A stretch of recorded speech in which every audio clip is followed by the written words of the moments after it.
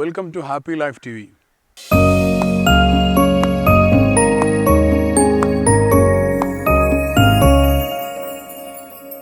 മക്കളുടെ കുറവുകൾ, മക്കളുടെ ദൗർബല്യങ്ങൾ മറ്റുള്ളവരുടെ മുമ്പിൽ വെച്ച് പലപ്പോഴും പറയുന്ന മാതാപിതാക്കളെ കണ്ടിട്ടുണ്ട്. ഒരുപക്ഷെ ഗസ്റ്റ് പോയി കഴിഞ്ഞാൽ സ്വന്തം വീട്ടിലേക്കോ അനിയത്തിയുടെ വീട്ടിലേക്കോ ജ്യേഷ്ഠത്തിയുടെ വീട്ടിലേക്കോ ഗസ്റ്റ് പോകുന്ന സമയത്ത് അവിടുന്ന് ആരെങ്കിലുമൊക്കെ ചോദിക്കും, എങ്ങനെയാണ് മക്കളൊക്കെ പഠിക്കാൻ? യോമ നന്നായിട്ട് പഠിക്കും, ഇവൻ്റെ കാര്യം പറയണ്ട, ഇവൻ്റെ സ്കൂളിലേക്ക് ചെല്ലുമ്പോഴത്തേക്കും അവൻ്റെ ടീച്ചേഴ്സിനൊക്കെ ഒരു 100 നാവ് അവനെക്കുറിച്ച്. ഇങ്ങനെയുള്ള തരത്തിൽ മക്കളുടെ കുറവുകൾ, അവരുടെ ദൗർബല്യങ്ങൾ മറ്റുള്ളവരുടെ മുമ്പിൽ വെച്ച് പറയുന്ന രക്ഷിതാക്കളുണ്ട്. അതുപോലെ തന്നെ വേറെ ചില സാഹചര്യങ്ങളിൽ ഒരുപക്ഷെ നമ്മുടെ മകൻ അവനൊരു മരത്തേലൊക്കെ പിടിച്ചിങ്ങനെ കയറി ആ വീട്ടിലെ കുട്ടികൾക്ക് പോലും കഴിയാതെ അത്രയും ഉയരത്തിലൊക്കെ കയറി മാങ്ങ പറിക്കുന്നതൊക്കെ കാണുമ്പോൾ ചിലപ്പോൾ ആ വീട്ടിലുള്ളവർ പറയും, ഇവൻ കൊള്ളാമല്ലോ, ഇവൻ കഴിവുള്ള പയ്യനാണല്ലോ എന്നൊക്കെ പറയുന്ന സമയത്ത് നമ്മൾ പറയുമോ, അതിൻ്റെ കാര്യമൊന്നും പറയണ്ട, എടാ നിൻ്റെ കണക്കിലെ മാർക്കൊന്ന് പറഞ്ഞു കൊടുക്കടാ, എടാ നിൻ്റെ കഴിഞ്ഞ പരീക്ഷയിലെ മാർക്കിൻ്റെ ആ ഗ്രേഡൊന്ന് പറഞ്ഞു കൊടുക്കടാ എന്ന് പറഞ്ഞിട്ട് യഥാർത്ഥത്തിൽ ഇത് പറയുന്ന സമയത്ത് മാതാപിതാക്കളുടെ, അമ്മയുടെ, അച്ഛൻ്റെ മനസ്സിലുള്ള ചിന്ത വളരെ പോസിറ്റീവാണ്. എന്നിട്ടെങ്കിലും ഇവൻ നന്നാവട്ടെ എന്നായിരിക്കും. പക്ഷേ എൻ്റെ പ്രിയപ്പെട്ട രക്ഷിതാക്കൾ മനസ്സിലാക്കുക, എന്നിട്ടെങ്കിലും അവൻ നന്നാവില്ല. കാരണം അവൻ്റെ സെൽഫ് എസ്റ്റീം, ആത്മാഭിമാന ബോധത്തിന് വലിയ അടിയാണ് കിട്ടുന്നത്. അവനൊരു ഇമേജുണ്ട് കുടുംബാംഗങ്ങൾക്കിടയിൽ, അവൻ്റെ മറ്റുള്ളവർക്കിടയിൽ, കസിൻസ്, ബ്രദേഴ്സ് ആൻഡ് സിസ്റ്റേഴ്സ്, അവർക്കിടയിലൊക്കെ ഇദ്ദേഹത്തിന് ഒരു ഇമേജുണ്ട്. ആ ഇമേജിനാണ് ഈ വലിയ പ്രഹരം കിട്ടുന്നത്.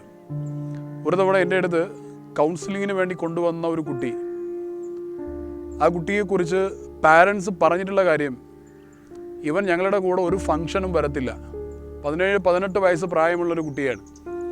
ഒരു ഫംഗ്ഷനും, കല്യാണമാവട്ടെ മറ്റേതെങ്കിലും റിസപ്ഷൻ ഫംഗ്ഷൻ, ഏത് ഫംഗ്ഷനാണെങ്കിലും ഞങ്ങളുടെ കൂടെ ഇവൻ വരത്തില്ലെന്ന് പറഞ്ഞു. അപ്പോൾ കാര്യം ഒരുപാട് അന്വേഷിച്ചു, അതൊരു വ്യത്യസ്തമായ ഒരു കേസായിരുന്നു. ഒരുപാട് അന്വേഷിച്ചപ്പോഴാണ് ഒരു കാര്യം അവസാനം മനസ്സിലായത്. ഈ കുട്ടിക്ക് സോഷ്യൽ ഫോബിയയുടെ ഒരു തലത്തിലേക്കാണ് ആ കുട്ടി എത്തിയിട്ടുള്ളത്. അതിൻ്റെ കാരണമായിരുന്നു എന്നെ വല്ലാതെ ആകർഷിച്ചത്, വല്ലാതെ സങ്കടപ്പെടുത്തിയത്. ആ പയ്യനെ അനലൈസ് ചെയ്ത് അകത്തേക്ക് എത്തിയപ്പോൾ മനസ്സിലായത്, ആ പയ്യൻ്റെ മാർക്ക് കുറഞ്ഞ കാര്യങ്ങൾ, മാർക്കിലെ കുറവുകൾ, അവന് സ്കൂളിൽ മത്സരങ്ങളിൽ ഗ്രേഡ് കിട്ടാത്ത കാര്യങ്ങൾ, അവന് എന്തൊക്കെ നെഗറ്റീവ്സ് ഉണ്ടായിരുന്നുവോ, ദൗർബല്യങ്ങൾ ഉണ്ടായിരുന്നുവോ, അത് മുഴുവനും ഈ പയ്യനെയും കൊണ്ട് ചെറിയ പ്രായം മുതൽ പോകുന്ന കുടുംബങ്ങളിൽ, സ്ഥലങ്ങളിൽ, അയൽപ്പക്കങ്ങളിൽ, ഗസ്റ്റ് ഇങ്ങോട്ട് വരുന്ന സമയത്തൊക്കെ തന്നെ അവൻ്റെ കുറവുകൾ മുഴുവനും പറഞ്ഞ് കുടുംബത്തിൽ അവൻ്റെ ഇമേജ് തകർത്തു. അയൽപ്പക്കാർക്കിടയിൽ അവൻ്റെ ഇമേജ് തകർത്തു, അവൻ്റെ കൂട്ടുകാർക്കിടയിൽ അവൻ്റെ ഇമേജ് തകർത്തു, അവൻ്റെ ടീച്ചേഴ്സിനിടയിൽ അവൻ്റെ ഇമേജ് തകർത്തു. അവൻ ബന്ധപ്പെടുന്ന മുഴുവൻ മേഖലകളിലും അവൻ്റെ സെൽഫ് എസ്റ്റീം ആ മാതാപിതാക്കൾ തകർത്ത് കളഞ്ഞതുകൊണ്ട് എനിക്ക് സ്ഥാനമില്ലാത്ത, എന്നെ സ്വീകരിക്കാൻ തയ്യാറില്ലാത്ത, എന്നോട് മതിപ്പില്ലാത്ത ഇടങ്ങളിലേക്കൊന്നും ഞാനില്ല എന്ന ഒരു ചിന്തയിൽ നിന്ന് ആ കുട്ടി ബോധപൂർവമല്ലാതെ അങ്ങനെ ആയി മാറിയതാണ്. ആ മാതാപിതാക്കളും അതിനെക്കുറിച്ച് ബോധവാന്മാരായിരുന്നില്ല. ഈ കാര്യം അവരുടെ അടുത്ത് സംസാരിച്ച് അവരത് സമ്മതിക്കുകയും ചെയ്തു. അപ്പം ഇത്രയധികം വളരെ ഗുരുതരമായ ഒരു പ്രശ്നമാണ് നമ്മുടെ മക്കളുടെ പ്രശ്നങ്ങൾ, അവരുടെ കുറവുകൾ മറ്റുള്ളവരുടെ മുമ്പിൽ വെച്ച് പറയുക എന്നുള്ളത്.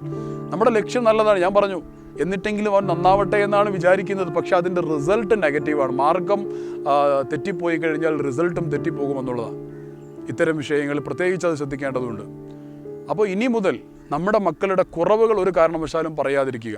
ഒരുപക്ഷെ അവനുള്ള എന്തെങ്കിലും ഒരു ദൗർബല്യം മറ്റുള്ളവർക്കിടയിൽ ചർച്ചയായി വന്നാൽ അവനെ പ്രതിരോധിച്ച്, അവനെ നമ്മൾ സേവ് ചെയ്തുകൊണ്ട്, അവനെ രക്ഷപ്പെടുത്തുന്ന തരത്തിൽ സംഭാഷണം മറ്റൊരു തരത്തിലേക്ക് തിരിച്ചുവിട്ട് അവൻ്റെ ആത്മാഭിമാനം സംരക്ഷിക്കുവാൻ വേണ്ടി നമുക്ക് സാധിക്കണമെന്നുള്ളതാണ്.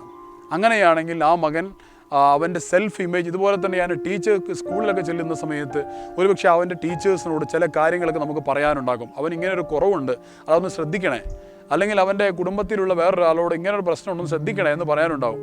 അങ്ങനെ പറയേണ്ട ഘട്ടങ്ങളിൽ ടീച്ചേഴ്സിൻ്റെ മുമ്പിൽ കാര്യങ്ങൾ പറയുന്ന സമയത്ത് മകനെ മാറ്റിയതിന് ശേഷം ടീച്ചർ ഇങ്ങനൊരു കുഴപ്പമുണ്ട്, നിങ്ങളൊന്ന് ശ്രദ്ധിക്കണേ, നിങ്ങൾ ശ്രദ്ധിച്ചു കഴിഞ്ഞാൽ ശരിയാവും എന്ന തരത്തിലേക്ക് സംഭാഷണം കൊണ്ടുപോകാൻ കഴിഞ്ഞാൽ ആ കുട്ടിയുടെ സെൽഫ് എസ്റ്റീം നമുക്ക് സംരക്ഷിക്കുവാൻ സാധിക്കും.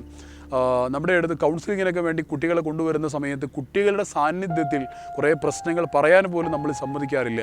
കുട്ടികളെ മാറ്റി വെച്ചിട്ടാണ് അവരുടെ പ്രശ്നങ്ങൾ നമ്മൾ സംസാരിക്കാറുള്ളത്. അപ്പോൾ കുട്ടികളുടെ സെൽഫ് എസ്റ്റീം ചെറിയ പ്രായത്തിൽ തന്നെ സംരക്ഷിച്ച് അവൻ്റെ ചെറിയ കൊച്ചു കുഞ്ഞാണെങ്കിലും അവനും ഒരു ആത്മാഭിമാന ബോധമുണ്ടെന്നും അത് സംരക്ഷിക്കാൻ നമുക്ക് സാധിക്കണമെന്നും മനസ്സിലാക്കിയാൽ കുട്ടികളുടെ അവർ വളർന്നു വരുന്ന സമയത്ത് ഇത്തരം ദൗർബല്യങ്ങളൊക്കെ പതുക്കെ തിരുത്തുവാനും അവർക്കും വളർന്നു വരുവാനും സാധിക്കുന്നതായിരിക്കും. അതിന് സാധിക്കട്ടെ എന്ന് ആശംസിക്കുന്നു.